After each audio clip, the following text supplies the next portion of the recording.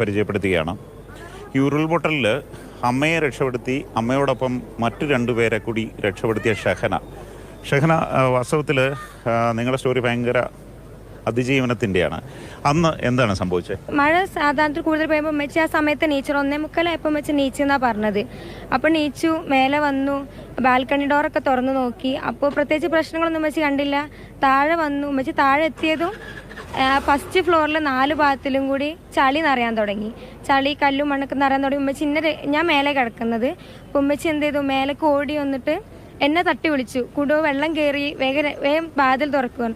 ഞാൻ വാതിൽ തുറന്നതും സീലിംഗ് എല്ലാം കൂടി പൊളിഞ്ഞ് തലയിൽ കൂടെ വീഴാൻ തുടങ്ങി. ഞങ്ങളെ അതിൻ്റെ ഉള്ളിൽ കൂടെ ഞങ്ങൾ ബാൽക്കണി ഡോറ് തുറന്ന് അവിടെ എത്തിയിട്ട് ഞങ്ങൾ അലറി വിളിക്കാൻ തുടങ്ങി. ഞങ്ങൾ ഒന്ന് രക്ഷിക്കണേന്ന് പറഞ്ഞിട്ട് കുറേ അലറി വിളിച്ചു.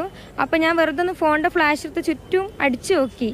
അപ്പോൾ എനിക്ക് മനസ്സിലായി രക്ഷിക്കാൻ ആരും വരാൻ പോകുന്നില്ല. ഞങ്ങളെ വീടിൻ്റെ ബേക്ക് വശം ഫുള്ള് വെള്ളവും ഫ്രണ്ട് മൊത്തം ചളിയുമായിരുന്നു. ഞങ്ങളവിടെ നിൽക്കുമ്പോൾ തന്നെ അടുക്കള ഭാഗം ഒലിച്ചു പോകാൻ തുടങ്ങി, വീടിൻ്റെ ഒരു സൈഡ് ഇടിയാൻ തുടങ്ങി. അങ്ങനെ ഇതൊക്കെ പേടിയാലും കുറേ അലറി വിളിച്ചു. അപ്പോഴാണ് ഒരു കുട്ടി താത്ത ഒന്ന് രക്ഷിക്കുമോ എന്ന് വെച്ച് ഞങ്ങൾ നോക്കുന്നത്. അപ്പോൾ കിണറുണ്ടായ ഭാഗത്ത് ഒരു കുട്ടി ഒലിച്ചു വന്ന് നിൽക്കുന്നുണ്ട്. അപ്പോൾ അവിടെ ഒരു കുറുകെ ഒരു കവുങ്ങുണ്ട്. അപ്പോൾ നമ്മൾ പറഞ്ഞു, മോനെ നീ അതിൽ പിടിച്ച് നിൽക്കും, ഒരിക്കലും പിടി വിടരുത്, ആ കവുങ്ങിൽ തന്നെ പിടിച്ച് നിൽക്കണം എന്ന് പറഞ്ഞു. അപ്പോൾ ഉമ്മച്ചി അവനോട് സംസാരിക്കുന്ന സമയത്ത് വേറൊരു സൗണ്ട് കേട്ട് ഞാൻ നോക്കിയപ്പോൾ വേറൊരു കവുങ്ങിൽ ഒന്നും ആവാത്തൊരു കവുങ്ങിൽ ഒരു താത്ത പിടിച്ച് നിന്നിട്ട് രക്ഷിക്കണേന്ന് പറഞ്ഞ് കരയുന്നുണ്ട്. നമുക്ക് നോക്കിക്കാനേ പറ്റുള്ളൂ, നമുക്കൊന്നും ചെയ്യാൻ പറ്റില്ല. കാരണം നമ്മൾ ഏത് നിമിഷമാണെങ്കിലും പോകും. നമ്മൾ ആ സമയത്ത് നമ്മൾ മരിച്ചെന്ന് തന്നെ വിചാരിച്ചു. കാരണം ഇനി ജീവിതമല്ല, മുന്നോട്ടൊന്നുമില്ലാന്ന്. അപ്പോഴാണ് ആ ഭാഗത്ത് ജീവനോടുണ്ടായ കുറച്ച് ആൾക്കാർ രക്ഷപ്പെടുന്നുണ്ടത്. അപ്പോൾ ഞാൻ ചോദിച്ചവരോട്, താത്ത ഞങ്ങൾക്ക് രക്ഷപ്പെടാൻ പറ്റുമോയെന്ന്.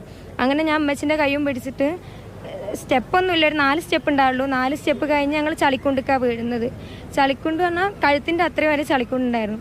അങ്ങനെ ഞങ്ങൾ എത്തി. വീട് സൈഡ് പൊളിഞ്ഞതുകൊണ്ട് ഞങ്ങൾ ആ ഓട്ടയിൽ കൂടെ ഞങ്ങൾ രക്ഷപ്പെട്ടപ്പോൾ ആ മോനെ ഞാൻ പിടിച്ച്.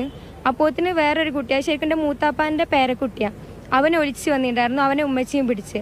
അതിന് ഇവരെ നമ്മുടെ മുന്നിൽ വിട്ട് കുറേ ആൾക്കാരുണ്ടായിരുന്നു. അവിടെ ജീവനുള്ള കുറച്ച് ആൾക്കാർ രക്ഷപ്പെട്ടിട്ടുണ്ടായിരുന്നു. അപ്പോൾ എനിക്ക് എവിടെയെങ്കിലും പിടിക്കണം, നല്ല നടക്കാൻ പറ്റുള്ളൂ. ഇവനെ ചളി ആയതും കൂടെ എൻ്റെ കയ്യിലും പിടിക്കാൻ പറ്റില്ല.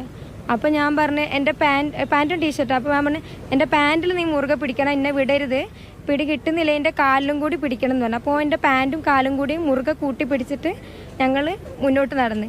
പൊട്ടിയ ലൈൻ കമ്പിയൊക്കെ വീണുകൊണ്ട് ഞാൻ ലൈൻ കമ്പിയിലും പിടിച്ച് അവൻ്റെ കാലിലും ആയിരുന്നു. അങ്ങനെ ഞങ്ങൾ കുറേ ആ ചളിയിൽ കൂടെ നടന്ന് പാറയും മണ്ണും അവിടെ അടുത്തടുത്ത് വീട്, അതുകൊണ്ട് കിണറൊക്കെ ഉണ്ടായിരുന്നു. നമ്മൾ ആ സമയത്തൊന്നും നമ്മൾ ചിന്തിക്കുന്നില്ല കിണറൊന്നും. അങ്ങനെ കുറേ നടന്ന് അപ്പോൾ നമ്മൾ കുറേ ഫ്ലാഷ് ലൈറ്റുകളൊക്കെ കാണുന്നുണ്ട്. അപ്പോൾ ആൾക്കാരവിടെ കൂട്ടം കൂടി നിൽക്കുന്നുണ്ട് നമുക്കറിയാം. അപ്പോൾ നമ്മളങ്ങനെ അവിടെ എത്തി. അവിടുന്ന് നമ്മൾ പല വഴിക്കായത്. അവർ മോനെ വേറെ സ്ഥലത്ത്, നമ്മൾ വേറെ സ്ഥലത്ത്, ഒരു ജീപ്പ് കയറ്റി വേറെ സ്ഥലത്ത് ഇതാക്കുമായിരുന്നു. ഞങ്ങൾ ഇങ്ങനെ നടന്നു വരുന്നതിനിടയ്ക്ക് ഇവൻ്റെ ഉമ്മ തന്നെ വേറൊരു ടെറസിൻ്റെ മേലെന്ന് 40 ദിവസം പ്രായമുള്ള ഒരു കുട്ടീനെ കൊണ്ട് നിൽക്കുന്നുണ്ട്. അപ്പോൾ ആ ഉമ്മ പറഞ്ഞു, ഒന്ന് രക്ഷിക്കുമോ, എൻ്റെ മോക്ക് ജീവൻ മിണ്ടുന്നില്ല, അനങ്ങുന്നില്ല എന്നിങ്ങനെ പറയുന്നുണ്ട്.